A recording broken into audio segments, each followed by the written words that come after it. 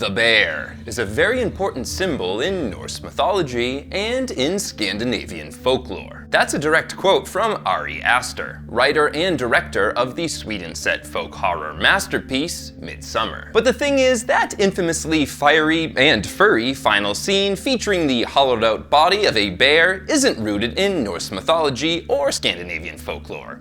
Not solely, anyway. Based on Aster's own admission, I think it's clear that he borrowed the idea of ceremonially sacrificing a caged bear from a Northeast Asian tradition. And I found the specific book, and the specific line in that book, that proves it. First things first, there are references to Norse mythology in 2019's Midsommar. The most obvious being the presence of the Tiwaz rune, which comes from the Elder Futhark, the oldest of the runic alphabets. The rune, which symbolizes justice and sacrifice, was named for the Norse god Tyr, who famously sticks his right hand in the mouth of the giant wolf Fenrir as a way to reassure the beast that the gods definitely aren't trying to tie him up. Of course, that's exactly what they're doing. And once Fenrir realizes he's being bound, he chomps off Tyr's hand. Now, in the film, it is Jack Rayner's character, Christian, who wears the Tiwaz rune. And just as Tyr sacrifices his hand to a wolf, Christian sacrifices his entire body to a fire while stuffed inside a bear carcass. Granted, he doesn't really have a choice in the matter. No, it's not even close to being a perfect parallel. But as I alluded to in my video on The Lighthouse, folk horror screenwriters rarely rely on a single source of inspiration. So while Ari Aster species swaps the wolf to a bear, that's not to say Norse mythology is devoid of earth sign stories. The most notable being the saga of King Rolf Kraki, in which we find the characters Bjorn, man-bear, Bera, she-bear, and their son, Bödvar Bjarki, whose name can be translated as fierce bear cub or warlike little bear, which is fitting given that Bödvar Bjarki famously shapeshifts into a bear during battle. Or rather, he goes into a trance and the bear is a mental projection of sorts, and when he is awoken from said trance, the brawling bear disappears. Prior to that battle, Bjarki dispatches a berserker in single combat and sends the rest of his berserker companions packing, thus earning Bjarki the title of Denmark's greatest champion. To quote the professor of Old Norse and medieval Scandinavian studies, Jesse Byock, the berserkers of the saga are at times reminiscent of the retinue of warriors surrounding Odin and may ultimately derive from ancient bear cults. When the berserker rage was upon him, a berserker was thought of as a sort of werebear or werewolf, part man, part beast, who is neither fully human nor fully animal. Although not specifically so called, Bödvar Bjarki is a berserker of sorts. End quote. And one possible etymology of berserker, it should be noted, is bear shirt, which is either a reference to the wild, ferocious demeanors these warriors would adopt, or a literal reference to the bear skins they would wear during battle. Of course, in Midsommar, Christian wears a bear onesie prior to being incinerated. But he really isn't much of a warrior or champion. If anything, Florence Pugh's character Dani takes on that role, as she is crowned May Queen after winning a pole dancing competition. Wait, no, that's not what I— Granted, the Bödvar Bjarki berserker story may represent a folklore motif known alternately as the Three Stolen Princesses or the Bear Son's Tale, which shows up in European, American, African, and Asian storytelling traditions. To quote Byock, the hero of this type of tale is frequently the offspring of a human woman and a bear.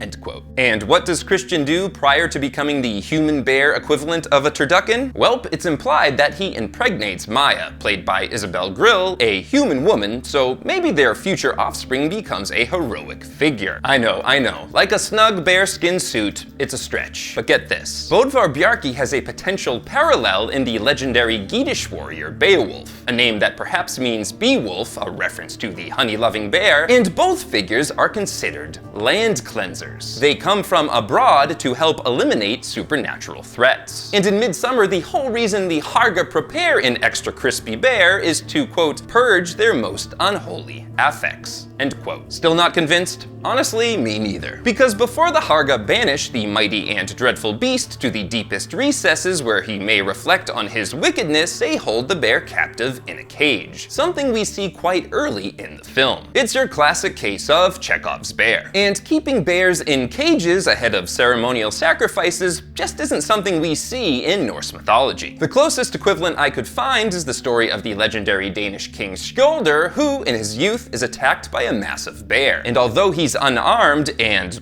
a child, Skjöldr manages to tie the bear up with his belt. He then hands the bear over to a hunting party to be slaughtered. But again, this bit of bear lore lacks the ceremony and the cage we see in Midsommar. So where did writer-director Ari Aster get this idea? As the man himself told the New York Times, quote, "I turned to Frazer's The Golden Bough, which is a treasure trove of insights into pre-Christian traditions." End quote. The Frazer in question, of course, is James George Frazer, the Scottish folklorist and anthropologist who helped popularize the study of comparative mythology. And in his magnum opus, the aforementioned Golden Bough, there's an entire chapter dedicated to killing the divine animal. And within that chapter, there's a section titled Killing the Sacred Bear. Surely one should be able to find accounts of Nordic peoples caging bears and ceremonially sacrificing them in that section. Only one cannot. Yes, there are accounts of caged bears being sacrificed, but these all take place in Northeast Asia, specifically on the island of Ezo or Yezo, now known as Hokkaido, on the island of Sakhalin, and on the Kuril Islands. These are the native lands of the Ainu people, a people who, interestingly, use the same word for bear as they do for stranger. And that word is kamui, which literally translates to God. Indeed, Frazer notes that the Ainu appear to be bear worshippers, but at the same time they kill and eat the animals quite frequently. This led Frazer to conclude, quote, "It is not quite easy to define the attitude of the Ainu towards the bear." End quote. What we can say for sure is that the Ainu held an annual bear festival, a festival that took multiple years of preparation, as the Ainu first had to capture a bear cub and suckle it, then when it got so big as to be unruly, they'd shut it up in a, quote, strong wooden cage. For the next couple years, they'd feed it fish and porridge, and when the bear was deemed plump enough, the Ainu would kill it, cook it, and eat it. But this wasn't merely a means to a tasty meal, because before ceremonially dispatching the bear, which was quite the process involving a shower of blunt arrows and two poles between which the bear's neck would be compressed, Ainu women would take turns weeping and moaning in front of the bear's cage. Then the entire village would gather and a specially chosen orator would address the bear. Frazer actually included an example of one of these addresses in the Golden Bough. And I quote, "O thou divine one, thou wast sent into the world for us to hunt. O thou precious little divinity, we worship thee. Pray hear our prayer. We have nourished thee and brought thee up with a deal of pains and trouble, all because we love thee so. Now, as thou hast grown big, we are about to send thee to thy father and mother. When thou comest to them, please speak well of us. Please come to us again, and we will sacrifice thee." End quote. After sacrificing the bear, the Ainu would collect its blood and sometimes drink it and or smear it on their clothes. Then they disembowel it, skin it, remove its head, and place the head atop a tall pole where it would remain until nothing was left but the bear's skull. No, this isn't precisely what we see in Midsommar. Notably, there's a lack of fire, but it does seem like some of these details informed Aster's script. Still not convinced? I've been saving the best piece of evidence for last. As I alluded to at the beginning of this video, there is a line in Frazer's Golden Bough that connects Northeast Asian bear festivals to Nordic maypole festivals. The line in question references not the Ainu, but a neighboring indigenous ethnic group, the Gilyaks or Nivka, who also engage in bear worship. Alright, enough preamble. Here it is. Quote, "In the treatment of the captive bear by these tribes, there are features which can hardly be distinguished from worship. Such, for example, the Gilyak custom of leading the living beast to the river in order to ensure a supply of fish, and of conducting him from house to house in order that every family may receive his blessing. Just as in Europe, a May tree, or a personal representative of the tree spirit, used to be taken from door to door in spring for the sake of diffusing among all and sundry the fresh energies of reviving nature."